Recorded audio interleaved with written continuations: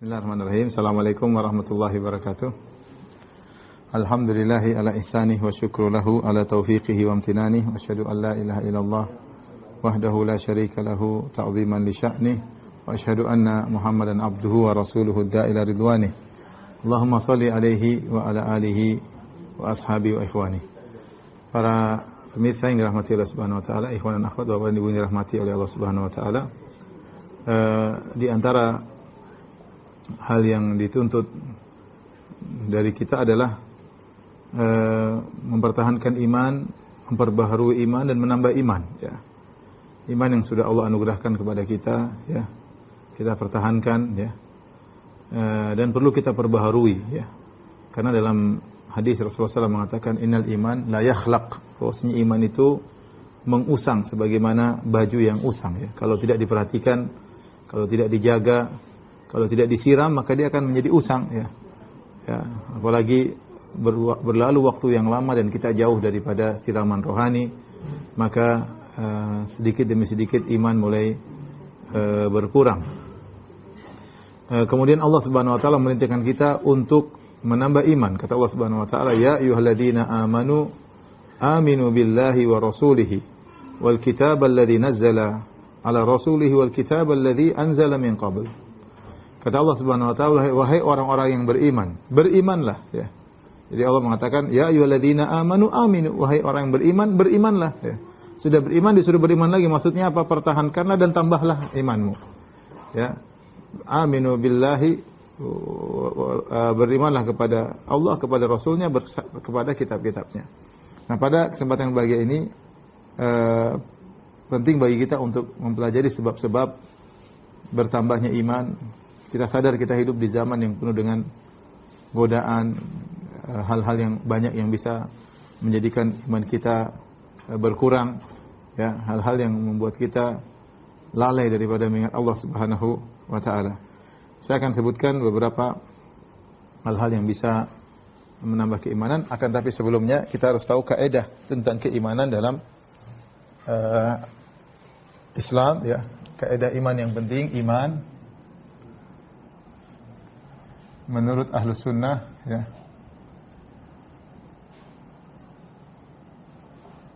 wal Jamaah, ya. Al-iman menurut Ahlus Sunnah wal Jamaah, apa definisi al-iman? Al-iman adalah i'tiqadun bil jinan, kemudian wal qaul bil lisan, wal amal bil arkan. Yazidu bit ta'at wa yanqus bil ma'siyah.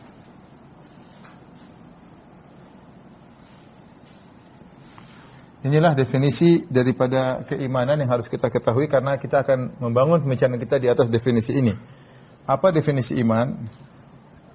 Yaitu keyakinan dengan hati. Keyakinan dengan hati. Kemudian perkataan dengan lisan.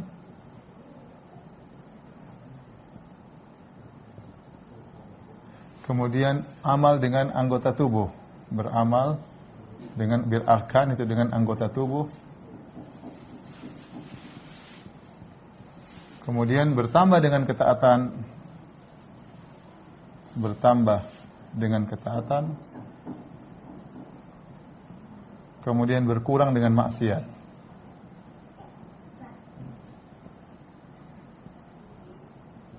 Inilah kesimpulan, ya. Kesimpulan dari definisi iman. Iman adalah keyakinan dengan hati, perkataan dengan lisan, amal dengan anggota tubuh. Dia bisa bertambah dengan ketaatan dan dia bisa berkurang dengan kemaksiatan. Nah, tiga perkara ini, ya, disebut dengan kalau kita boleh bahasa kita dengan apa? Rukun iman, ya. Apa bukan rukun iman? Yaitu bagian-bagian dari iman.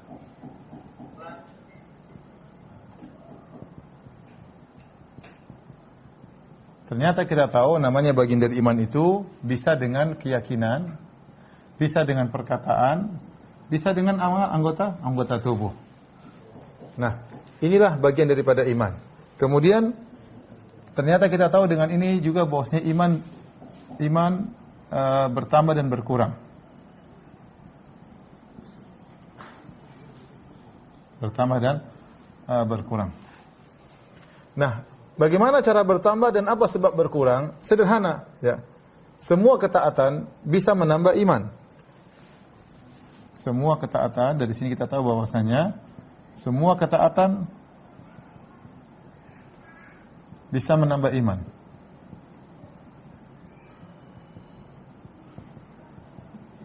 Kemudian kita tahu juga semua maksiat bisa mengurangi iman.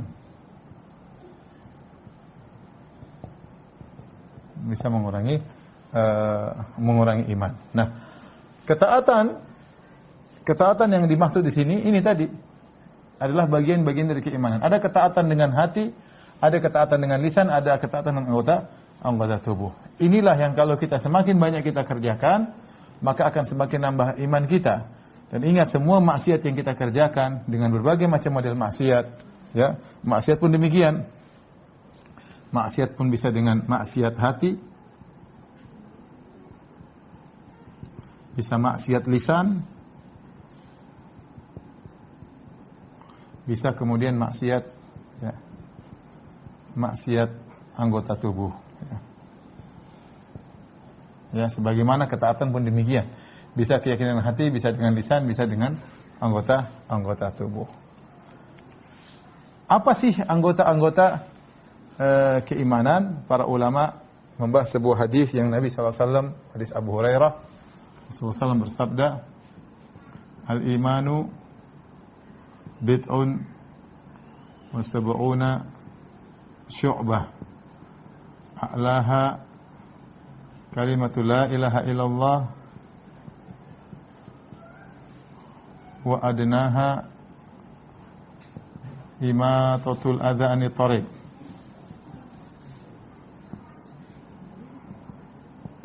Wal haya'u minal syu'batun minal iman.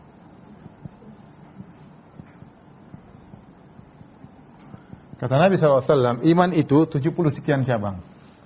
Iman itu 70 sekian cabang. Paling tinggi la ilaha illallah, paling tinggi la ilaha illallah. Kemudian paling rendah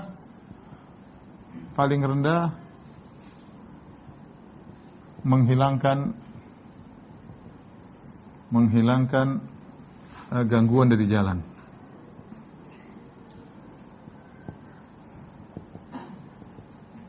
Kemudian dan rasa malu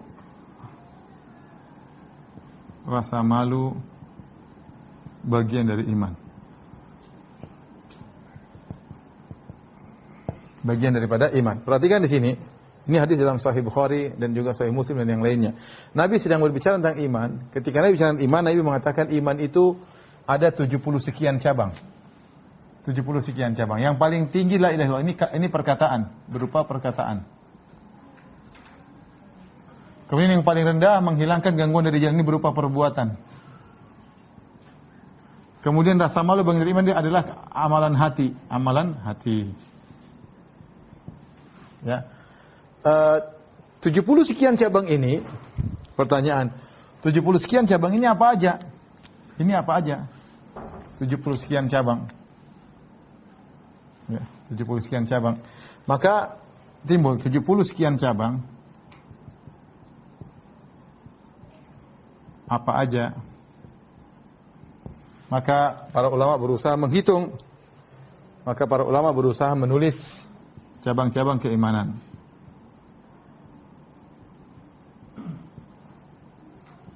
Dengan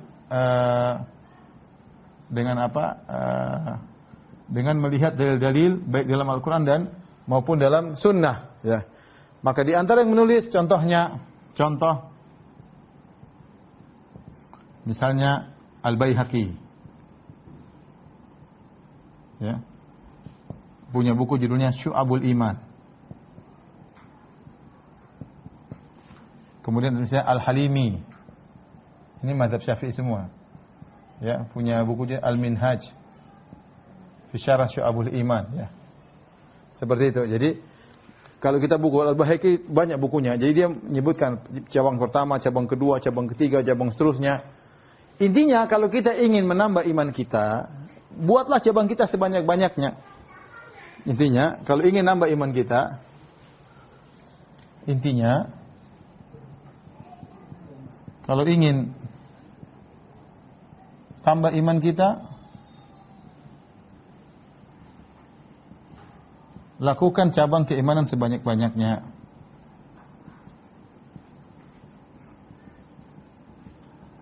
Imanan sebanyak-banyaknya.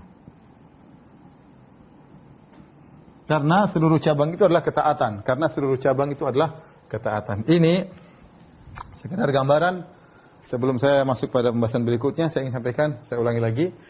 Kita bicara tentang iman. Iman ini adalah yang akan kita bertemu dengan Allah Subhanahu wa ta'ala. Kita bertemu dengan Allah Subhanahu wa ta'ala. Gampangannya kita akan bertemu dengan membawa sebuah pohon iman. Ini pohon iman. Ada batangnya, kemudian ada akarnya, ya. Kemudian ada cabang-cabangnya, ya.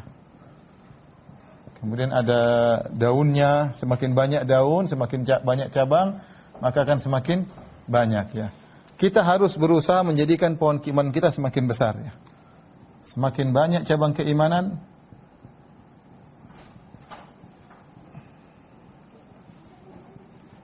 imanan semakin besar, semakin kokoh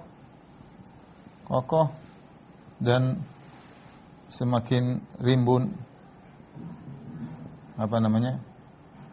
semakin besar pohonnya, ya, semakin bertambah keimanan. Taib, ini mukaddimah aja. Setelah ini baru kita masuk pada apa hal-hal yang mungkin bisa kita lakukan agar iman kita bertambah. Tapi saya harus kasih tahu, inilah definisi iman. Iman itu adalah bisa dengan amalan hati, ya. Misalnya rasa takut kepada Allah itu iman, ya. Berharap kepada Allah itu iman, ikhlas kepada Allah itu iman, keyakinan dengan hati, meyakini tentang Allah, nama-nama Allah itu iman, meyakini sifat-sifat Allah itu iman, meyakini tentang hari akhirat iman. Perkataan dengan lisan juga bisa iman. Dengan apa? Zikir, subhanallah, alhamdulillah, Allahu akbar, berkata-kata yang baik, bertutur kata yang baik kepada orang tua, kepada tetangga. Wal kalimatu thayyibatu shadaqah, perkataan yang baik sedekah, itu juga iman. Amal dengan anggota tubuh, ya. Contohnya tadi menghilangkan gangguan dari jalan, salat misalnya, ya. Berjalan menuju ke masjid, berjalan menuju membantu orang yang susah, berjalan untuk menyambung silaturahmi, naik mobil kemudian menjenguk orang sakit. Ini anggota tubuh. Ingat, dia bisa tambah dengan ketaatan dan dia bisa berkurang dengan kemaksiatan. Caranya bertambah bagaimana? Lihat, kita berusaha tahu cabang-cabang keimanan banyak. Iman itu 70 sekian cabang, ya. Para ulama nulis cabang 1, cabang 2, ditanya Al-Baihaqi dalam bukunya, Al-Halimi dalam bukunya. Nah, dengan mengenal cabang-cabang tersebut, maka semakin banyak kita lakukan, berarti iman kita semakin bertambah. Semakin kita lakukan lawannya, semakin berkurang iman kita. Nah, tugas kita adalah bertemu dengan Allah dengan memperbesar pohon keimanan kita. Setelah ini mukaddimah, ya. Baru kita akan masuk pada pembahasan berikutnya setelah ini, ya, tentang sebab-sebab bertambahnya iman. Baik, tolong dihapus.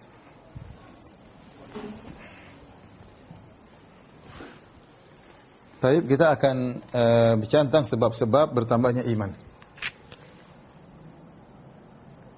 Asbab ziyadatul iman. Sebab-sebab bertambahnya iman.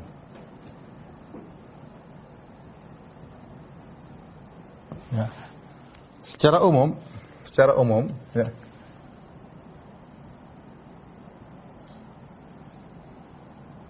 Semua ketaatan menambah iman.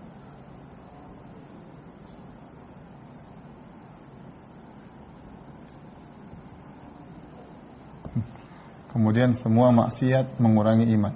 Semua maksiat apapun mengurangi iman. Ini secara umum. Namun pada kesempatan ini yang akan kita bicarakan adalah secara khusus berkaitan dengan beberapa hal penting yang harus kita perhatikan, ya, atau tips-tips untuk kalau kita bicara sebab-sebab bertambahnya iman, tips-tips bertambahnya iman, ya. Boleh kita kasih judul tips-tips, ya, karena ketaatan banyak, ya, tapi kita tips-tips praktis, ya, bertambah iman, menambah iman. Di antara yang disebut oleh para ulama, di antaranya adalah yang pertama, menuntut ilmu. Ini yang paling penting, menuntut ilmu. Menuntut ilmu. Tadi sudah kita jelaskan, di antara cabang keimanan adalah keyakinan. Ya. Ini berkaitan dengan keyakinan. Berkaitan dengan apa? Keyakinan. Bagaimana kita mau nambah keyakinan kalau kita tidak menuntut ilmu? Maka mau tidak mau kalau orang ingin ilmunya bertambah, dia menuntut ilmu. Di antara yang bisa dia lakukan dalam menuntut ilmu adalah membaca Quran. Baca Al-Quran, tapi bukan sembarang baca. Dengan tadabbur. Ini yang sering kita tidak lakukan. Ya ikhwan, ya akhwat, bapak ibu membaca Quran dengan tadabbur ini sangat penting, ya. Baca satu ayat, baca artinya, baca tafsirnya, ya. Alhamdulillah banyak aplikasi, banyak bisa kita beli buku tafsir. Teman-teman UFA Office juga sudah menyiapkan, tapi masih dalam perbaikan, yaitu Quran Tadabbur.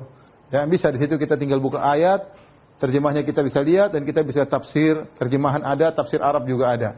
Penting, ya. Kalau enggak kita ikut kajian tentang tafsir. Quran ini adalah kitab yang paling cepat menambah iman seseorang. Ya, paling cepat menambah iman seseorang jika dia bermuamalah dengan Al-Quran dengan benar. Lebih daripada kita baca-baca cerita-cerita, lebih jauh Al-Quran cepat sekali. Tapi jika dia bermuamalah dengan Al-Quran dengan cara yang benar, ya. Oleh karenanya Allah mensifati Al-Quran apa? Wa syifaa'un lima fis sudur, penyakit yang obat bagi penyakit yang ada di hati, ya. Oleh karenanya orang baca Al-Quran dia akan semakin bahagia, semakin nambah keimanan. Tapi caranya baca Quran dengan tadabbur. Ingat ini, dengan tadabbur. Tadabbur maksudnya apa? Baca terjemahannya.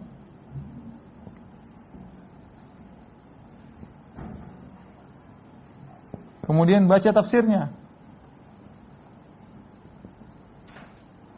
Ini penting, ya. Orang dengan mudah menambah keimanan. Kemudian di antaranya misalnya belajar mengenal Asmaul Husna. Mengenal Al-Asma Al-Husna dan sifat-sifat Allah. Ini juga di antara hal yang cepat membuat orang meningkat keimanan. Alhamdulillah di channel YouTube saya juga ada beberapa kajian tentang nama-nama Allah Al-Husna, ya. Jelaskan apa makna Ar-Razik, apa maknanya Al-Halim, apa namanya Al-Khaliq, apa maknanya Al-Alim. Ini kita tahu karena iman kita berkaitan dengan Tuhan kita. Kita berusaha mengenal Tuhan. Semakin kenal, semakin bertambah keyakinan kita, ya. Semakin mengenal, semakin bertambah dengan keyakinan kita, dan benar pepatah, tak kenal maka tak sayang. Maka kita harus sempatkan diri untuk belajar, ya. Di antaranya kita belajar akidah. Belajar akidah yang benar, ya. Ini juga bisa kita belajar dari masalah tauhid, ya, terutama masalah rukun iman. Terutama mengenai rukun iman. Ya, saya sering sampaikan rukun iman itu kalau ibarat pohon keimanan, maka dia akarnya harus kuat. Iman kepada Allah, iman kepada malaikat, iman kepada kitab-kitabnya, iman kepada hari akhirat, iman kepada takdir. Ini harus kita belajar. Nuntut ilmu ini penting, ya. Kalau kita tidak nuntut ilmu, maka bagaimana kita mau tambah iman? Nuntut ilmu. Jangan malas-malasan, ya. Kemudian banyak yang kita bisa pelajari, di antaranya membaca sirah Nabi, kemudian sirah para sahabat. Ya. Ini fungsinya memotivasi beramal soleh.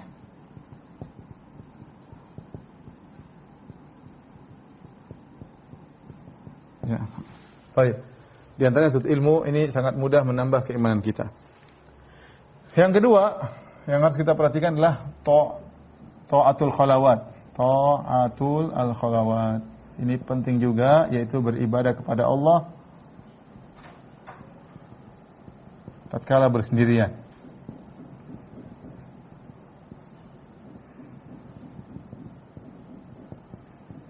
tatkala bersendirian.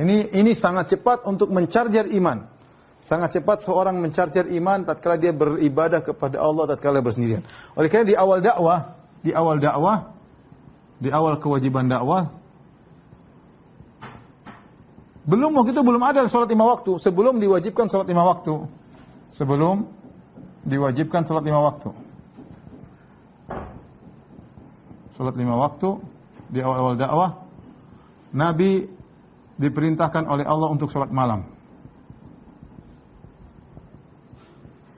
Untuk salat malam.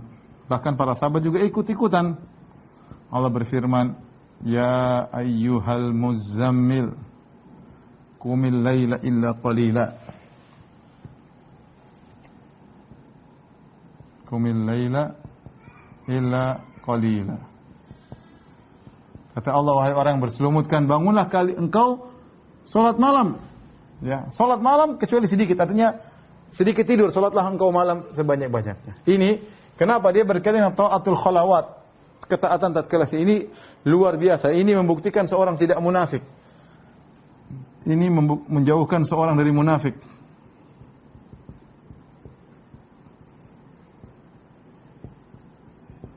Kemunafikan. Kenapa? Karena dia beribadah murni kepada Allah Subhanahu wa taala. Beda kalau kita beribadah di depan banyak orang, ya, kita masih ada rasa ingin dipuji, ada rasa ingin ini diakui, dihormati. Ya, tapi kalau kita sendirian, sudah. Ini bukti kita tidak munafik. Dalam tatkala kita sendirian, kita semangat beribadah. Bukan tatkala di depan banyak orang. Ya. Makanya ketika Nabi SAW menjelaskan 7 golongan yang Allah naungi pada hari kiamat kelak, Nabi sebutkan 2 orang yang beribadah sendirian. Di antaranya Nabi sebutkan, ya, dalil, ya. Di antaranya 7 golongan yang Allah naungi pada hari kiamat kelak, di antaranya rajulun tasaddaqa bi yamini fa akhfaha la ta'lamu shimalu ma tunfiqu yaminuhu. Seorang yang bersedekah diam-diam. Bersedekah diam-diam. Tidak ada yang tahu. Kemudian kata Nabi SAW juga di antaranya rajulun dzakarallaha khalian fa fadat aynah, ya. Kata Nabi, rajulun dzakarallah khalian fa fadat aynah. Itu seorang berzikir sendirian lalu menangis. Di sini bukan masalah menangis yang jadi poin kita. Yang menjadi poin kita adalah kata Nabi khalian, bersendirian. Dia sendirian tatkala itu. Benar-benar dia sendirian, berarti dia benar-benar tulus dan itu mudah sekali menambah keimanannya. Mudah sekali menambah keimanannya. Maka seorang berusaha dia beribadah di depan banyak orang dan juga beribadah sendirian, ya. Kalau ternyata ibadahnya di depan banyak orang lebih banyak, ibadahnya sendirian lebih sedikit, ini berarti ada kemunafikan yang masih menggeluti hatinya. Masih ada kemunafikan menggeluti hatinya. Orang yang jarang beribadah sendirian sering mengeluh tentang takut riya. Saya takut riya, takut riya. Kenapa? Karena dia tidak sering beribadah sendirian. Lain halnya orang yang sudah biasa beribadah sendiri, dia sudah terbiasa mencari perhatian kepada Allah Subhanahu wa taala. Sudah biasa tidak peduli dengan penilaian orang lain. Kenapa? Dia sudah terbiasa sholat malam, terbiasa baca Quran sendirian, terbiasa. Ini harus kita perhatikan ikhwan dan akhwat. Kalau ingin iman kita cepat naik, di antaranya taatul khalawat. Ya. Makanya sholat yang terbaik sholat malam. Kata Nabi SAW, afdhalus sholat qiyamul lail. Sholat paling afdal sholat malam. Lebih afdal daripada sholat rawatib. Ya. Makanya sholat witir meskipun cuma 3 rakaat nilainya berbeda. Kenapa? Dia spesial. Dia dikerjakan di malam hari seorang sedang berkhalwat dengan Allah Subhanahu wa taala, ya. Seorang sedang berkhalwat dengan Allah Subhanahu wa taala. Maka perbanyak seorang menyendiri, berdua-duaan dengan Allah, kemudian beribadah kepada Allah agar imannya cepat sekali nambah. Maka saya katakan di antara perkara yang mudah membuat seorang imannya naik adalah dengan ibadah sendirian, ya. Beribadah kepada Allah tatkala bersendirian. Latih diri kita. Kalau kita sholat di rumah misalnya, kita sama istri kita nggak butuh. Istri mungkin tahu, anak-anak mungkin tahu, tapi itu bukan orang kita cari pujian. Beda kalau kita di depan banyak orang, ya. Maka latih diri kita untuk sering ibadah sendirian.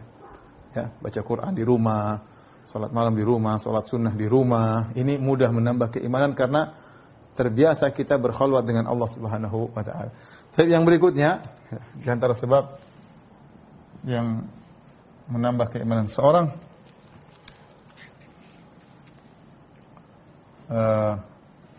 adalah selalu bersandar kepada Allah.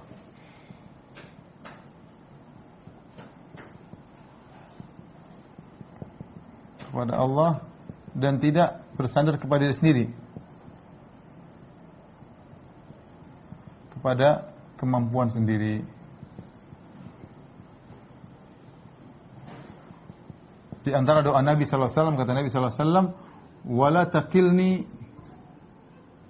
wala takilni ila nafsi tarfata ain.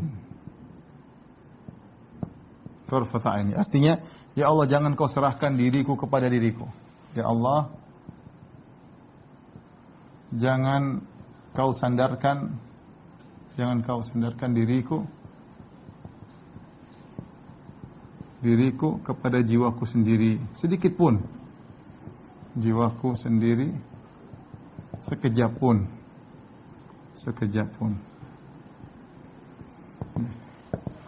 Kata Nabi, ya Hayyu ya Qayyum, birahmatik astaghits fa asli li sya'ni kullah wa la takilni nafsi tarfata ain. Antara doa zikir pagi petang.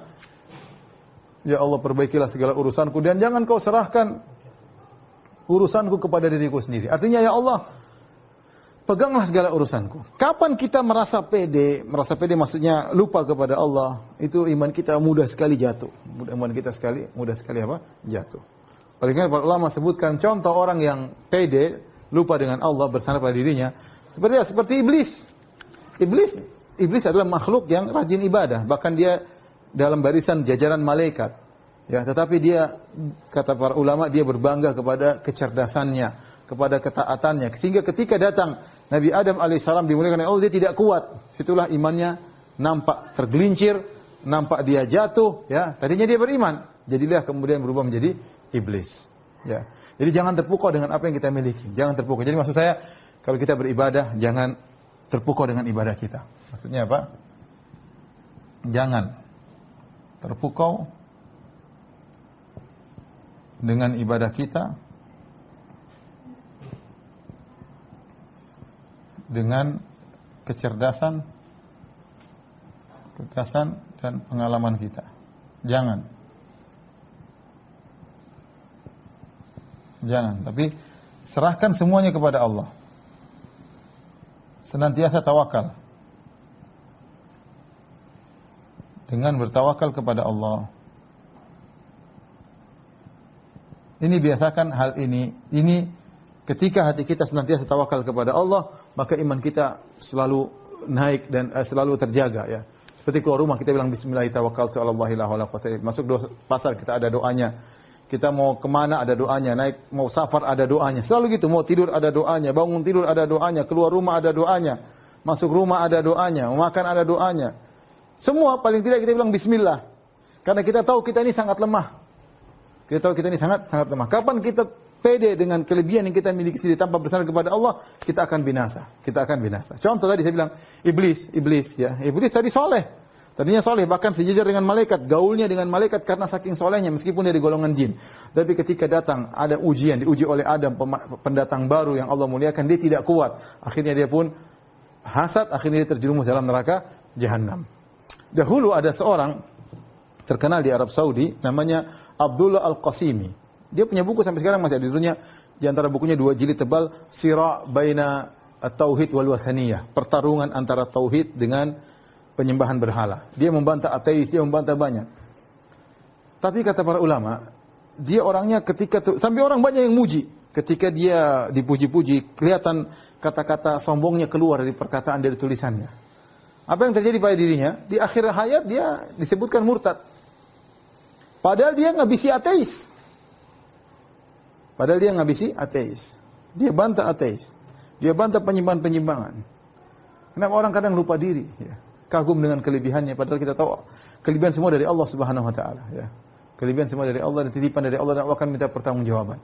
Tatkala seorang lalai dan dia bersandar kepada dirinya, hati-hati, ikhwan. Ya, kita mungkin ibadah, jangan kita ujub, jangan kita karena saya enggak. Serahkan sama Allah. Karena kalau kita misalnya kita haji, karena saya begini maka saya bisa haji. Kita umroh karena saya bisa dakwah, karena saya cerdas, karena saya itu semua binasa. Buat iman kita langsung hancur. Hati-hati. Maka di antara hal yang membantu seorang agar imannya bisa bertahan bahkan bisa bertambah, senantiasa dia bertawakal kepada Allah Subhanahu wa taala, ya. Kemudian di antara hal yang membantu seorang untuk menambah keimanan, ada yang saya sebut dengan pengorbanan. Pengorbanan, ya. Bahasa Arabnya at-tadhiyah. At-tadhiyah. Ini pengorbanan ini biasanya Allah langsung sering ganti dengan keimanan, ya. Pengorbanan langsung diganti oleh Allah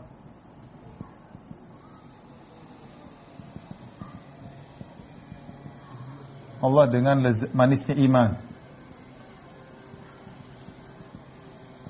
Ya. Apa kata Nabi SAW? Ya. Man a'ta lillah wa mana'a lillah, ya. Wa ahabba lillah, ya. Man ahabba lillah wa abghada lillah wa a'ta lillah wa mana'a lillah, ya. Faqad istakmala al-iman. Ya, kata Nabi SAW, barang siapa mencintai karena Allah,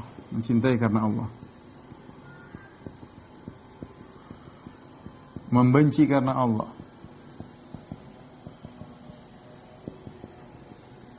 memberi karena Allah, menahan karena Allah, maka telah sempurna imannya,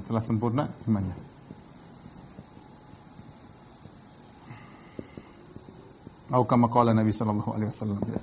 Jadi seorang berusaha semuanya karena Allah Subhanahu wa taala. Kita dalam kehidupan ini banyak yang harus kita korbankan, ikhwan dan akhwat yang dirahmati Allah Subhanahu wa taala. Ya. Korban harta banyak mau kita korbankan. Korban harta misalnya. Ada korban perasaan. Benar, kita kalau semuanya karena Allah, korban waktu banyak. Ya, semuanya karena Allah, ini iman kita mudah sekali. Korban waktu, kemudian apa? Korban kelezatan. Ini cepat menambah iman. Korban harta misalnya apa? Kita membantu keluarga misalnya. Kita bantu orang tua, bantu kakak, bantu adik. Kita butuh duit tersebut, tapi kita berkorban. Ketika kita berkorban karena Allah, bukan karena ingin dipuji oleh orang tua, bukan karena ingin dipuji oleh kakak dan adik, bukan karena ingin dipuji oleh kawan, kita korbankan karena Allah, itu langsung iman, Allah langsung ganti. Allah langsung berikan cahaya keimanan dalam hati kita. Kenapa? Allah tahu hambanya berkorban karena Allah Subhanahu wa taala.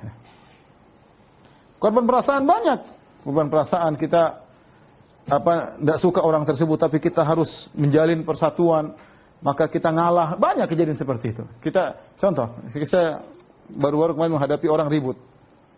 Namanya orang ribut, ada masalah, dia harus menuntut, haknya sudah dipenuhi. Maka kita bilang, kalau Anda ingin islah, mau tidak mau ada hak yang dikorbankan. Kalau masing-masing si A dan si B bertengkar dan ingin islah, tapi semuanya ingin mendapatkan hak seluruhnya, tidak ada namanya islah. Harus ada yang mengalah. Ya. Diskusi niatnya apa? Niatnya untuk islah. In yurida islaha yuwaffiqillahu bainahum. Kalau niatnya islah, maka Allah akan beri taufik sehingga bisa islah. Dan itu ada pengorbanan. Ya, ada pengorbanan perasaan. Harusnya mau saya habisi dia salah, tapi kalau kita ungkit kesalahannya maka tidak jadi islah. Ya, sudah. Ini butuh pengorbanan perasaan, ya. Sama mungkin sebagian kita menghadapi keluarga kita, ada menghadapi orang tua, ada menghadapi suaminya, ada menghadapi istrinya, butuh pengorbanan. Kita berkorban karena Allah. Ingat, Allah lihat semua yang kita lakukan. Ya, Allah lihat semua yang kita lakukan. Makanya Nabi SAW mengatakan, "Man kadhama ghaidhahu wa huwa yaqdir ala an yunfidhahu, da Allah yaumul qiyamah, ya, ala rusul khalaik hatta yukhayyirahu min ayyil hurisha'a." Kata Nabi, barang siapa yang meredam amarah padahal dia mampu untuk melampiaskannya, dia korban perasaan. Udah, saya mau marah, bisa, tapi enggak usahlah. Ya, maka Allah akan panggil dia pada hari kiamat di hadapan khalayak, dan Allah suruh dia pilih bidadari mana yang dia sukai. Pengorbanan ini sangat penting. Dan kita tahu, jangan kita sangka Allah tidak tahu isi hati kita. Allah tahu semua isi hati kita. Allah tahu semua benak kita. Allah semua tahu niat kita. Allah tahu semua rencana kita. Maka tatkala Anda butuh pengorbanan, ingat pengorbanan tersebut karena Allah. Terkadang kita harus diam. Tidak perlu membantah. Meskipun perasaan kita bergejolak ingin bantah, tapi kita tidak membantah apa? Wa mana alillah. Kita tidak mencegah karena Allah. Kita berbuat karena Allah, kita diam karena Allah. Situ pengorbanan. Situ pengorbanan. Korban kelezatan banyak. Banyak kelezatan. Enaknya tidur, kita bangun, kita berkorban. Kemudian kita sholat malam. Ini pengorbanan kelezatan. Bayangkan bangun misalnya jam 3:30, waktu-waktunya puncak-puncaknya kelezatan tidur. Niat tidur lagi pulas-pulasnya, lagi indah-indahnya, lagi mimpi indah, tahu-tahu bunyi alarm. Tat. Kita harus bangun. Kita harus bangun. Itu butuh pengorbanan. Kelezatan kita buang. Ya. Kelezatan kita buang. Nah, pengorbanan ini sangat mudah untuk menambah iman kita kepada Allah Subhanahu. Korban waktu banyak, korban waktu. Korban waktu kita niatkan membantu saudara, pergi ke tempat misalnya bencana alam, kita ada orang konsultasi, kita korban waktu untuk keluarga, korban waktu untuk orang tua, korban waktu untuk kawan, korban banyak korban waktu. Kalau kita karena Allah Subhanahu wa taala, maka pengorbanan ini langsung diberi nikmat iman oleh Allah Subhanahu wa taala. Ya. Makanya di antara kata Nabi SAW, di antaranya seorang yang merasakan manisnya iman, salah satu man kunna fihinna wajada bihinna halawatal iman.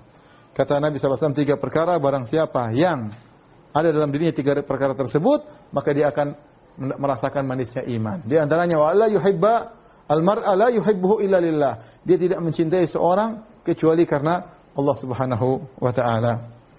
Kemudian mungkin yang poin yang terakhir yang penting ya.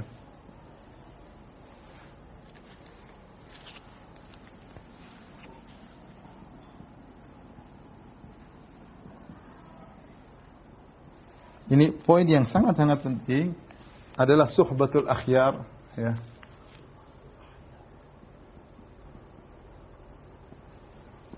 Satu lagi yang kita tambah insyaallah. Ini suhbatul akhyar adalah apa? Berteman dengan orang-orang baik. Orang-orang soleh. Orang-orang soleh yang mengingatkan kita kepada ketaatan, yang kalau kita lalai dia ingatkan, ya.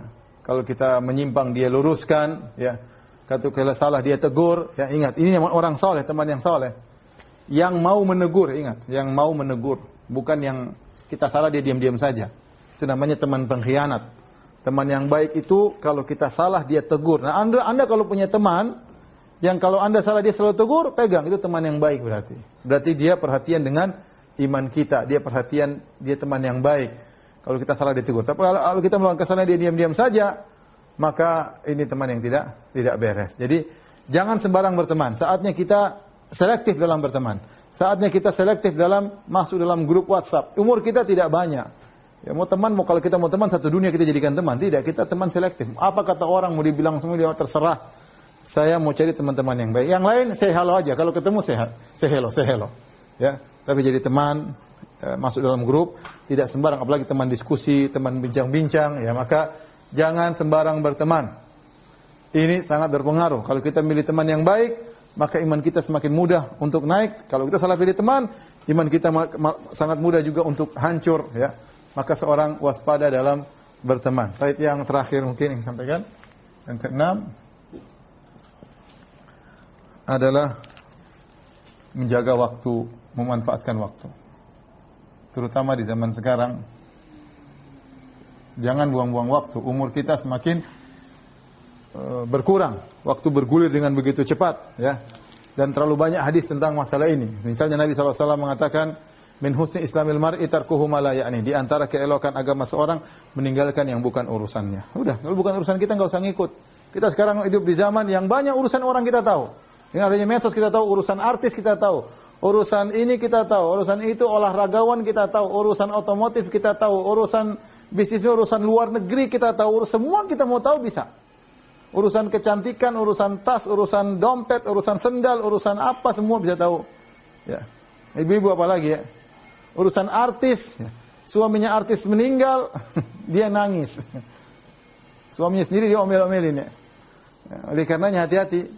Waktu ini benar-benar berjalan dengan cepat kalau tidak kita jaga, sebagaimana perkataan Ali bin Abi Thalib, al-waktu kas-saif illam taqta'uhu qata'aka. Waktu seperti pedang, kalau kau tidak putuskan untuk kebaikan, qata'aka, dia akan memutuskan engkau, menjerumuskan engkau dalam hal-hal yang buruk. Waktu kita terbatas. Kita banyak habis waktu untuk medsos, hati-hati. Sehingga waktu kita jarang baca Quran, salat duha tidak sempat, ikut pengajian tidak sempat, silaturahmi sama orang tua tidak sempat, zikir pagi petang dilupakan. Alasannya apa? Tidak ada waktu. Padahal waktu terbuang-buang. Kita buang-buang untuk medsos, untuk dengar berita, untuk ini, untuk anu. Ya. Anak-anak tidak pernah kita cek kapan kita ngobrol sama anak-anak, tidak pernah cek hafalannya. Istri tidak pernah kita nasihati, suami tidak pernah kita nasihati. Kadang kita kehilangan tawa canda antara kita dengan istri, pulang sampai kamar masing-masing pegang HP. Ya akhi, gimana kita mau hidup dengan keimanan? Oleh karenanya yang penting, poin sangat penting di zaman sekarang ini, manfaatkan waktu. Semua yang tidak bermanfaat hendaknya kita buang sejauh-jauhnya karena umur kita semakin berkurang. Ini kira-kira para ikhwan dan akhwat yang dirahmati Allah Subhanahu wa taala yang mungkin bisa saya sampaikan ya tentang hal-hal yang bisa menambah keimanan. Yang terakhir, banyak berdoa kepada Allah Subhanahu wa taala. Karena doa adalah kunci segalanya. Kita minta kepada Allah dan agar Allah mengkokohkan iman kita. Di antara doa yang paling banyak diucapkan oleh Nabi SAW, Ya muqallibal qulub, tsabbit qalbi ala dinik. Wahai pembolak-balik hati manusia, kokohkanlah hatiku di atas agamamu. Di antara doa yang kita sepelekan, padahal luar biasa manfaatnya, adalah ihdinas siratal mustaqim. Ya Allah, tunjukkanlah aku jalan yang lurus. Sesungguhnya itu adalah minta dikokohkan iman dan minta ditambahkan iman. Tunjukkanlah kami jalan, aku jalan yang lurus. Yang jadi masalah, betapa sering kita baca doa tersebut tidak kita perhatikan. Oleh karena Nabi berlindung dari doa yang tidak didengar. Kata Nabi SAW, wa'udzubika min du'ain la yusma. Ya Allah, aku berlindung kepada engkau dari doa yang tidak didengar oleh Allah, tidak dikabulkan. Bukan karena Allah tidak mendengar, tapi karena kita yang ketika membaca, kita lalai. Hati kita kemana-mana. Ya, kata Nabi SAW, wa'lamu annallaha la yastajibu du'aan min qalbin ghafilin lahin. Ketahuilah Allah tidak mengabulkan doa dari orang yang hatinya lalai. Allah tidak kabulkan. Betapa kita ihdinas siratal mustaqim, pikiran kita kemana-mana, tidak konsen. Sehingga bagaimana Allah mengabulkan doa kita? Maka seorang berusaha bertakwa kepada Allah Subhanahu wa taala dan perhatian tatkala dia minta kepada Allah agar hatinya diluruskan. Kapan kita bermaksiat segera bertobat kepada Allah, kembali kepada Allah, kemudian kita menambah keimanan kita sedikit demi sedikit. Allah taala alam bisawab. Kalau ada yang bertanya saya persilakan. Baik, ada Ustaz, ini sudah tadi langsung via chat yang bertanya dari seorang ikhwan, apa ada derajatnya hati, lisan dan perbuatan iman, lebih tinggi yang mana? Secara umum tentu hati yang paling tinggi. Ini secara umum ya, secara umum. Tetapi tentu masing-masing punya bobot tersendiri ya. Dan kebanyakan ibadah bergabung tiga-tiganya ya. Bergabung tiga-tiganya. Ada kolerasi ya. Adapun misalnya secara umum yang masalah hati yang paling utama. Misalnya iman tentang sifat-sifat Allah, tentang nama-nama Allah, itu sangat mudah mencarger iman cepat luar biasa. Cepat luar biasa. Zikir kalau tanpa mengingat Allah ada pahalanya, tapi kurang. Dia nambah iman sangat sedikit. Bila dengan orang berzikir sambil merenungkan apa yang dia ucapkan, ini berarti ada hubungan, ya, ada connect antara lisan dengan hati. Ya. Sama seperti sholat. Sholat kalau seorang hanya sekedar sholat, beda dengan ketika dia khusyuk, dia menghayati apa yang dia. Jadi ada hubungan antara amalan hati dengan amal jawari. Namun secara umum tentu yang paling afdal adalah berkaitan dengan hati. Tapi namun kita dapati banyak ibadah ada keterkaitan antara satu dengan yang lainnya. Tiga-tiganya kita kerjakan. Ya, kita ibadah tubuh kita kerjakan, sholat, ya, kemudian membantu misalnya orang dengan ngangkat, berjalan menuju silaturahmi kepada orang tua, menjenguk orang sakit, itu semua ibadah badan ya, ibadah badan ya. Kemudian ibadah harta jangan lupa, zakat, sedekah ini juga ya. Kemudian ibadah lisan jangan lupa banyak berzikir, terutama di hari-hari seperti ini, astagfirullah, alhamdulillah, la ilaha illallah, Allahu akbar ya. Jangan lupa zikir pagi petang ya. Kemudian ibadah hati tidak kalah pentingnya dengan belajar akidah, tentang pentingnya tauhid, bahayanya syirik. Ya, semuanya kita kerjakan. Kita tidak tahu mana iman yang lebih cepat yang kita yang kita dapatkan dengan melakukan semua itu. Tapi secara umum memang ibadah hati yang lebih utama, karena Nabi SAW bersabda, "Innallaha la yanzuru ila suwarikum wala ila ajsamikum walakin yanzur ila qulubikum wa amalikum." Allah tidak melihat kepada rupa kalian, Allah tidak melihat kepada tubuh kalian, tapi yang Allah lihat adalah hati kalian dan amalan kalian. Hati kalian dan amalan kalian. Baik. Baik. Berikut pertanyaan dari Dwi.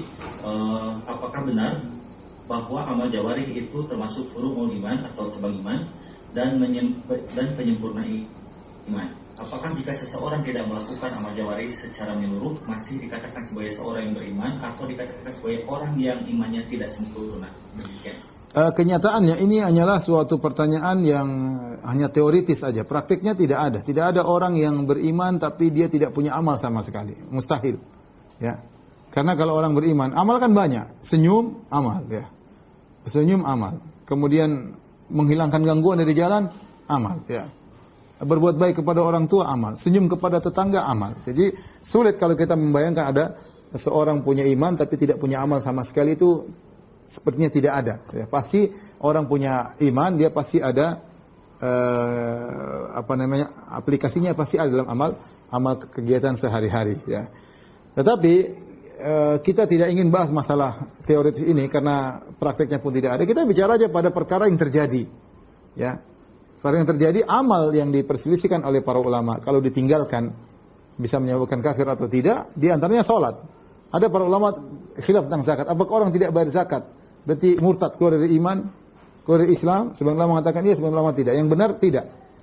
Sama, apakah meninggal orang tidak haji, keluar dari iman? Ini juga ada khilaf. Namun khilaf semakin kuat bagi orang masalah meninggalkan sholat. Apakah orang meninggalkan, ini termasuk amal? Apakah dia meninggalkan sholat, dia kafir atau tidak? Meskipun dia haji, meskipun dia umrah, meskipun dia bayar zakat, meskipun dia puasa, namun dia tidak sholat sama sekali. Apakah dia telah keluar Islam atau tidak? Maka ini khilaf di kalangan para ulama. Pendapat yang lebih kuat yang dipilih oleh Syekh Utsaimin rahimahullah taala, jika seorang meninggalkan salat secara total, salat 5 waktu tidak, salat sunnah pun tidak sama sekali, salat Jumat pun tidak, salat Id pun tidak, maka pendapat yang benar dia telah keluar dari Islam meskipun dia punya amal-amal soleh yang lain. Wallahu a'lam bishawab. Satu lagi pertanyaan dari chat. Setelah itu akan kami persilahkan pertanyaan melalui audio ya. Ini pertanyaan dari seorang akhwat. Bolehkah membaca Al-Quran dan terjemahnya sendiri? Sebab ada yang pernah menyampaikan ke saya untuk tidak membaca terjemah tanpa dibimbing guru karena bisa terjerumus dalam kesesatan. Sedangkan saya bingung harus belajar tafsir kepada siapa. Apakah benar tidak boleh mempelajari terjemah Al-Quran sendirian? Secara umum seorang belajar berusaha dengan guru, ya, berusaha dengan guru, ya. Kalau belajar Al-Quran dengan terjemahan saja, ini kemungkinan salah besar. Tapi kalau dia belajar Quran, baca terjemahan sekaligus tafsirnya, maka itu memudahkan, itu tidak jadi masalah. Nanti kalau dia tidak paham baru dia tanya. Jadi seorang tidak mungkin juga ngaji terus. Dia ada waktu ngaji, duduk di depan seperti sekarang ngaji sama ustadz, atau nonton YouTube, atau hadir pengajian langsung. Ada waktu dia baca sendiri. Alhamdulillah dia baca sendiri dengan buku-buku yang diarahkan menuju kebaikan. Seperti buku-buku tafsir yang ringan, seperti tafsir Sa'di. Memang ditulis buat orang awam, ya. Ya tidak semua kalau mau baca buku Sa'di harus ada guru yang baca. Enggak, kita bisa baca sendiri. Jadi menafikan baca sendiri secara mutlak juga salah, ya. Mengatakan orang yang baca sendiri pasti salah, enggak benar, ya. Tapi seorang menggabungkan dua-duanya. Dia ada waktunya dia ngaji, ada waktunya dia ngaji, maksudnya ikut pengajian bersama ustadz yang benar, ada waktunya dia baca sendiri. Dan memang ada buku-buku yang ditulis untuk orang awam. Contohnya seperti tafsir As-Sa'di. Dan alhamdulillah saya sampaikan tadi, UFA Office juga sudah mengeluarkan aplikasi Quran Tadabbur yang meskipun masih dalam perbaikan tapi bisa di-download di Play Store atau di Apple Store, ya. Dan di situ ada bisa tadabbur dengan melihat tafsirnya. Tafsiran itu memudahkan kita untuk memahami ayat-ayat Allah Subhanahu wa taala. Jadi tidak harus ada guru. Dalam ada kesempatan ketemu guru, dalam kesempatan kita baca sendiri enggak jadi masalah. Wallahu a'lam bishawab. Baik, selanjutnya mungkin untuk Oka Wijaya Putra. Waalaikumsalam warahmatullahi wabarakatuh. Barakallahu fiikum atas Sebenarnya ada izin bertanya Ustaz. Ya. Salah satu yang cepat meningkatkan iman tadi, Ustaz jelaskan bahwa menuntut ilmu, Ustaz. Ya. Apakah apabila sebelum mengaji semakin jauh, kita biasanya di awal-awal itu semangat ibadahnya, misalnya mengerjakan sholat duha dan lain-lain itu lebih banyak kita lakukan dibanding menuntut ilmu. Kemudian berjalannya waktu kita malah fokus dengan menuntut ilmu, namun seperti sholat duhanya ada beberapa yang menjadi kurang istiqomah. Apakah itu termasuk salah karena waktu kita lebih banyak teralihkan dengan belajar, Ustaz? Apakah hal itu salah? Karena secara pribadi yang ana rasakan bahwa ada hal yang menurun atau kurang terasa sempurna dari biasanya, Ustaz. Mohon penjelasan Ustaz. Afik. Yang pertama, menuntut ilmu memang harus tulus, ikhlas kepada Allah Subhanahu wa taala dengan niat untuk diamalkan. Bukan kita menuntut ilmu dalam rangka untuk menambah wawasan, ya. Kita ilmu untuk kita yakini dan untuk kita amalkan. Oleh karenanya seharusnya ilmu membuat kita semakin banyak beribadah. Kalau ternyata kita tuntut ilmu kemudian kita akhirnya jadi malas sholat duha, tidak seperti dulu, mungkin ada salah, mungkin kita salah dalam menuntut ilmu. Harusnya kita ada waktu untuk sisihkan waktu menuntut ilmu, sisihkan waktu untuk sholat duha. Seorang yang penuntut ilmu harusnya punya waktu juga untuk sholat malam, ya. Jadi saya katakan kalau ilmu menjadikan seorang semakin malas beribadah, berarti ada problem dalam menuntut ilmu tersebut, ya. Ada problem. Lain halnya misalnya seorang dia tidak bisa sholat sunnah karena ada buku yang harus dia bacakan, itu lain cerita. Jadi tapi kalau ternyata masih ada waktu luang, ya.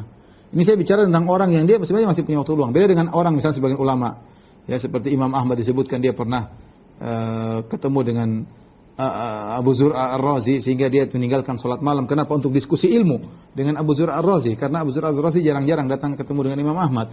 Makin lain cerita.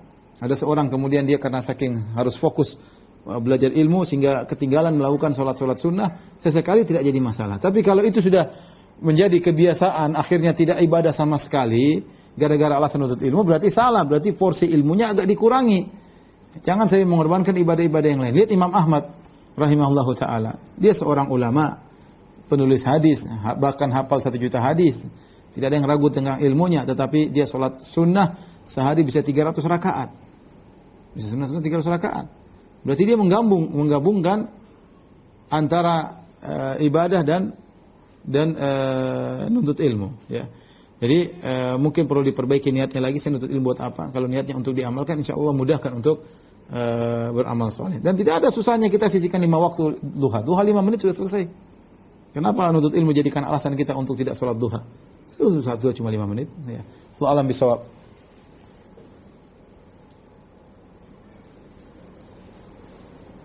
Baik. Untuk berikutnya pertanyaan dari Irfan Yunarda, tafadhol. Irfan Yunarda, silakan. Assalamualaikum warahmatullahi wabarakatuh. Waalaikumsalam warahmatullahi wabarakatuh. Kabar Pak Polri. Oke. Bertanya Ustaz. Ya. Pertanyaannya adalah bagaimana hubungannya antara iman dengan takwa, Ustaz? Karena di sisi lain ada Quran yang mengatakan bahwasanya yang beriman bertakwalah kamu. Ya. Baik. Tapi di sisi lain Bapak Polri yang mengatakan yaitu sesuai manusia beribadah pada Allah yang menciptakan kamu dan orang tua kamu, sekarang bertakwa. Itu bertakwa itu ada satu ganjaran kalau seorang itu beribadah. Jadi relasi antara iman dan bertakwa itu bagaimana, Ustaz? Iya. Sebenarnya ada kata-kata ya yang kalau disebutkan bareng-bareng maka memiliki makna yang lebih spesifik, ya. Kalau disebutkan sendirian misalnya takwa ya iman ya Islam. Tapi kalau lagi digabungkan iman dan takwa, maka masing-masing memiliki makna yang lebih spesifik. Iman, wahai orang-orang yang beriman, ya. Ya ayyuhalladzina amanu taqullah, wahai orang yang beriman bertakwalah, ya, haqqa tuqatih. Wahai orang yang beriman, yaitu namanya iman yaitu berkaitan dengan keyakinan hati, ya, keyakinan hati seperti iman kepada Allah, iman kepada Rasulnya, iman kepada malaikat, iman kepada hari akhirat, iman kepada takdir. Ittaqullah, takwa di sini maknanya apa? Takwa secara bahasa artinya meninggalkan hal-hal yang bisa menjerumuskan orang dalam neraka. Jadi takwa secara bahasa artinya ada penghalang. Ya, penghalang antara seorang dengan neraka itu namanya takwa. Makanya Nabi mengatakan ittaqullah walau bisyakki tamrah. Ittaqun nara walau bisyakki tamrah. Halangilah dirimu dari neraka jahanam meskipun dengan hanya sepenggal korma. Sepenggal korma kalau kau sedekahkan karena Allah, dia akan menjadi penghalang antara engkau dengan neraka jahanam, ya. Seperti perkataan seorang penyair tentang makna takwa, saqatan nasifu falam turid isqatahu, ya. Ada seorang wanita dia pakai khimar, kemudian khimarnya jatuh sehingga terlihat oleh banyak orang, ya. Maka fatanawalathu wa taqatna bil yadi. Maka kemudian wanita tersebut mengambil khimar atau cadar yang jatuh, kemudian wattaqatna bil yadi, maka dia menghalangi dirinya dari kami dengan tangannya. Dia tutup wajahnya dengan tangannya agar tidak dilihat oleh orang-orang. Itu makna takwa. Takwa itu menghalang. Jadi ketika digabungkan iman dengan takwa, iman itu lebih umum, mencakup banyak hal. Takwa khusus pada hal-hal yang bisa menghalangi seorang dari neraka jahanam. Kata para ulama dikhususkan dengan meninggalkan maksiat-maksiat, karena semua maksiat yang dilakukan bisa mengantarkan orang kepada neraka jahanam. Jadi ini sebenarnya masalah umum dan khusus saja, ya. Namun saya ingatkan, ketika iman dan takwa disebut secara sendirian, iman ya sama dengan takwa sama dengan iman, ya. Ketika digabungkan maka takwa maknanya lebih spesifik, yaitu menjauhi hal-hal yang dilarang yang bisa menjerumuskan orang neraka jahanam. Allah alam bisawab. Baik, bisa. Mudah-mudahan jelas untuk Irfan Yudada. Berikutnya. Adapun seperti firman Allah Subhanahu wa taala, ya ayyuhalladzina amanu kutiba alaikumus syiyamu kama kutiba alladzina min qablikum la'allakum tattaqun, sama dengan la'allakum tu'minun misalnya. Jadi kalau sudah takwa disebut sendiri ya sama dengan iman, ya sama dengan iman. Ya, kalau takwa disebut sendiri ya takwa ya iman, iman ya takwa. Iman juga kalau disebut sendiri iman ya iman, iman ya takwa, takwa ya iman. Tapi pertanyaan selanjutnya. Ukti Yuniarti dan juga Ummu Adam, silakan pertanyaannya melalui chat, ya. Pertanyaannya silahkan dilayangkan melalui chat, boleh private chat ke moderator ataupun juga ke panitia lainnya. Berikutnya akan Anda bacakan pertanyaan dari chat atas nama Ahteri. Ustaz, apakah benar sholat witir boleh 1 rakaat saja lalu salam kemudian selesai? Dan apakah sholat sesudah Qadam Isya bisa disebut sebagai Qiyamul Lail? Karena saya pernah ke India, orang Muslim India bermazhab Hanafi, sesudah sholat Isya mereka sholat banyak sekali, ada sekitar 8 rakaatan di luar Ramadan. Apakah itu termasuk Qiyamul Lail? Ya. Demikian. Tentunya sholat witir adalah bagian dari sholat dari Qiyamul Lail dan dia minimal 1 rakaat, ya.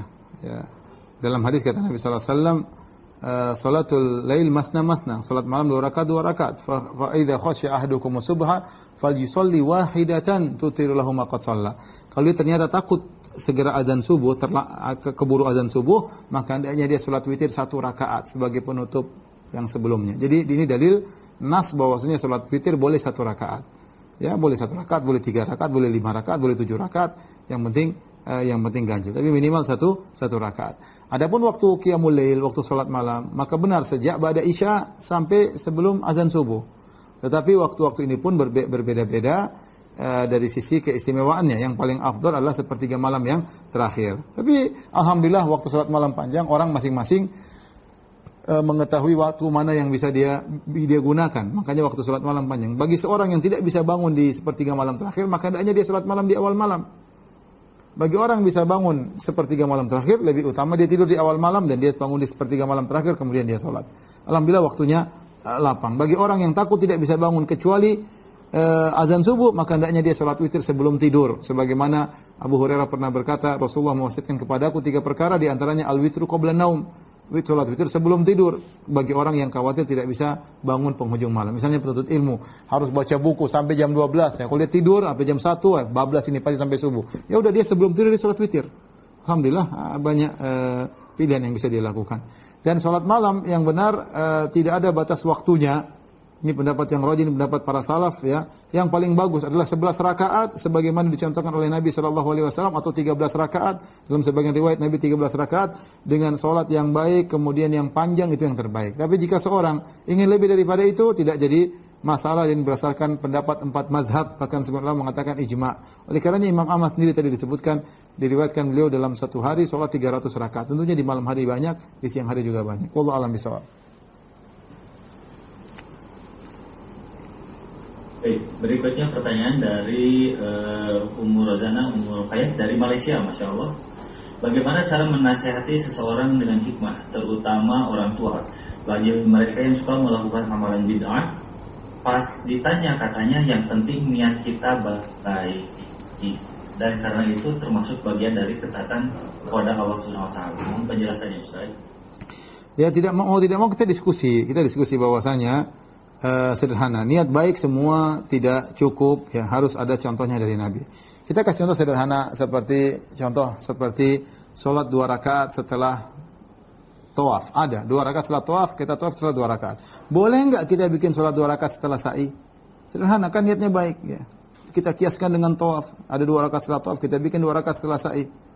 Pasti orang bilang tidak boleh. Kenapa tidak boleh? Karena Nabi tidak pernah mencontohkan. Kita kasih logika, boleh enggak Pak kita misalnya masuk masjid, sholat bikin tahiyatul masjid berjamaah. Kalau perlu pakai azan dulu sebelumnya. Ya, kenapa? Kenapa tidak boleh? Karena tidak ada contohnya. Kenapa sholat tahiyatul masjid berjamaah tidak boleh? Bukankah berjamaah bagus? Bukankah tahiyatul masjid? Udah kita bikin sholat tahiyatul masjid berjamaah. Pasti dia bilang tidak boleh. Kenapa tidak boleh? Kita bilang, kenapa alasan tidak boleh? Bukankah baik? Jawabannya satu, karena Nabi tidak pernah mencontohkan. Kenapa kita tidak sholat id dengan azan dan iqamat? Bukankah bagus kita azan bertakbir dia pagi hari ketika sholat azan sholat id kita azan kumandangkan kemudian orang datang kemudian qomat kan bagus indah. Tapi tidak ada yang bilang boleh sholat id dibuka dengan azan dan iqamat. Kenapa? Karena tidak ada contohnya dari Nabi sallallahu alaihi wasallam. Sampai sebagian mazhab Syafi'i mengatakan tidak boleh seorang berkorban hanya untuk mayat, tidak boleh. Ini mazhab Syafi'i ada 2 pendapat. Salah satu pendapat mengatakan tidak boleh. Kenapa? Karena tidak ada contohnya. Nabi berkorban khusus mayat nggak ada.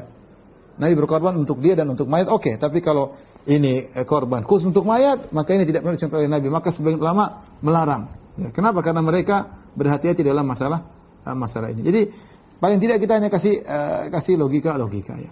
Contoh seperti ketika ada seorang bersin di sisi Ibnu Umar, kemudian dia bersin, Hashim dia bilang alhamdulillah wassalatu wassalamu ala rasulillah. Ditegur. Benar bukankah zikir bersin alhamdulillah, tapi jangan tambah salatu wassalamu ala rasulillah. Salatu wassalamu ala rasulillah itu zikir kapan saja boleh, tapi jangan dijadikan rangkaian zikir setelah bersin ya. Ya, nanti akhirnya kita bisa kreasi, ya udah, saya juga makan dengan bersalawat. Bismillah salatu wassalamu ala rasulillah baru kita makan. Atau bismillah Allahumma sholli ala Muhammad wa ala ali Muhammad kama shallaita ala Ibrahim wa ali Ibrahim. Nah, dari mana seperti itu? Ya. Dari mana? Bahkan ada alhamdulillah kemudian baca Al-Fatihah. Alhamdulillahirrahmanirrahim maliki yaumiddin. Enggak benar. Coba kalau ada orang bersin kemudian bersyashim kemudian dia baca alhamdulillahirabbil alamin arrahmanirrahim maliki yaumiddin iyyaka na'budu wa iyyaka nasta'in. Aneh. Apa memang baca Quran enggak boleh? Boleh, tapi ini bukan tempatnya baca Al-Fatihah. Logika begini ajak berpikir ya. Oleh karenanya kalau dia bisa bawakan hadis tentang Ibnu Mas'ud yang mengingkari orang berzikir dengan rame-rame ya, halilul mi'ah, bertahlillah 100 kali rame-rame dengan paduan suara, maka Ibnu Mas'ud marah. Kemudian mereka berkata, "Ma nuridu illa khairan." Ya Ibnu Mas'ud, kita melakukan ini kecuali untuk mencari kebaikan. Ibnu Mas'ud sahabat senior berkata, "Wa kam min muridin lil khair lan yusibahu." Betapa banyak orang ingin mencari kebaikan, dia tidak mendapatkannya. Kenapa? Karena niat baik saja tidak cukup. Harus sesuai dengan sunnah Nabi. Sebagai contoh juga dalam masalah menyembelih. Ada dulu sebagian sahabat, dia niat baik, dia menyembelih sebelum sholat id. Maksudnya sebelum sholat idul adha, dia sembelih hewan sembelihan. Maksudnya apa? Supaya agar ketika orang selesai pulang sholat id, langsung bisa makan. Ternyata Nabi tegur, kata Nabi, syatu kasyatu lahmin. Sembelihanmu sembelih kambing biasa. Kenapa tidak dipotong pada waktunya? Jadi maksud saya, niat cuma niat doang, ya, maka tidak cukup, harus sesuai dengan sunnah Nabi Shallallahu Alaihi Wasallam. Kalau enggak orang akan berkreasi bikin ibadah-ibadah. Saya sendiri pernah ditanya, Ustaz bagaimana hukum sholat birrul walidain? Saya bilang mana sholat birrul? Enggak ada sholat birrul walidain. Kita sholat berdoa untuk orang tua. Namanya sholat birrul walidain enggak ada contohnya. Nanti orang bikin sholat ini, sholat ini, kita nggak. Yang penting niatnya baik. Oh nggak bisa. Niatnya baik tidak cukup. Kata Nabi SAW, man amila amalan laisa alaihi amruna fahuwa raddun. Barang siapa melakukan suatu amalan tidak ada contoh dari kami, maka tertolak. Wallahu a'lam bishawab.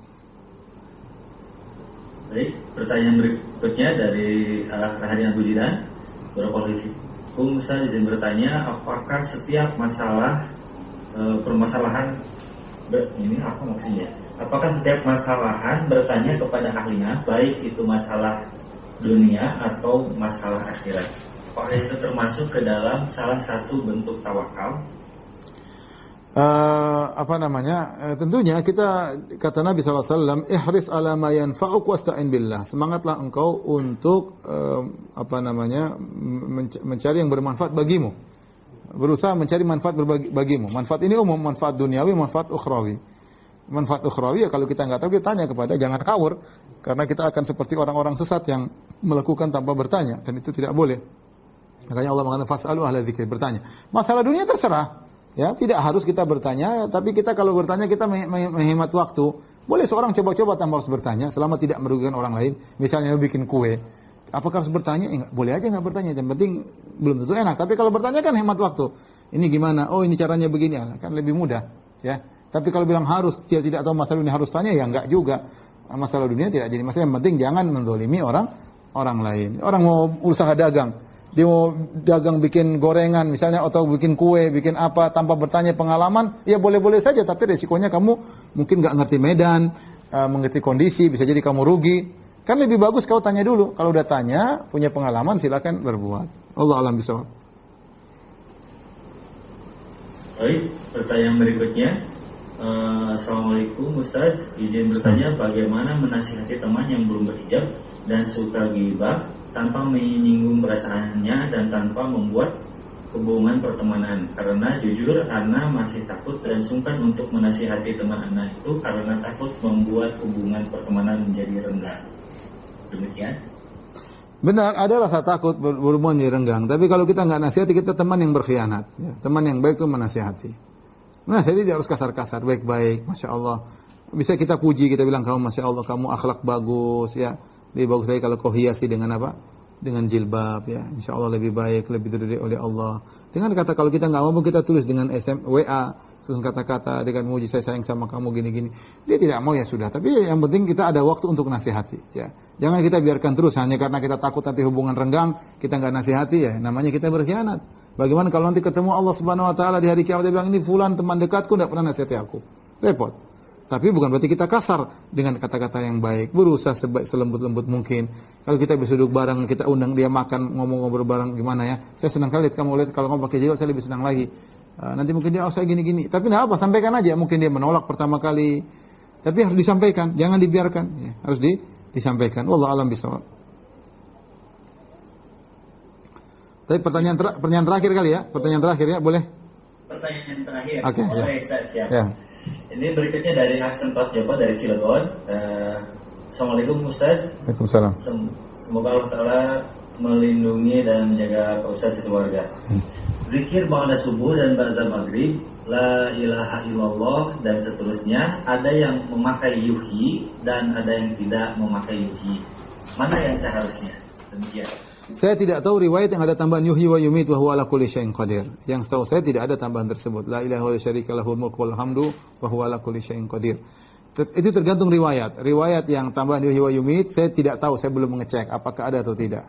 Tapi yang tanpa yuhyi wa yumit jelas ada, ya. Jelas ada. Tapi seandainya ada tambahan, maka kita boleh amalkan karena Nabi terkadang variasi dalam zikir. Tapi kalau Nabi tidak tambahkan, lebih bagus kita yang datang riwayat yang sahih. Tapi saya katakan tadi yang ada tambahan yuhyi wa yumit, saya belum cek sahih atau tidak. Adapun yang tidak ada tambahan jelas itu sahih, ya. Demikian para ikhwan dan akhwat, Bapak Ibu rahmatillah subhanahu wa taala, apa yang saya sampaikan pada kesempatan kali ini, semoga Allah Subhanahu wa taala menjadikan kita bisa mengamalkan ilmu yang telah kita dapatkan. Ilmu tersebut menjadi hujjah pembela kita pada hari kiamat, bukan yang menyerang kita pada hari kiamat. Dan semoga Allah mengampuni dosa-dosa kita. Wabillahi taufiq wal hidayah. Assalamualaikum warahmatullahi wabarakatuh.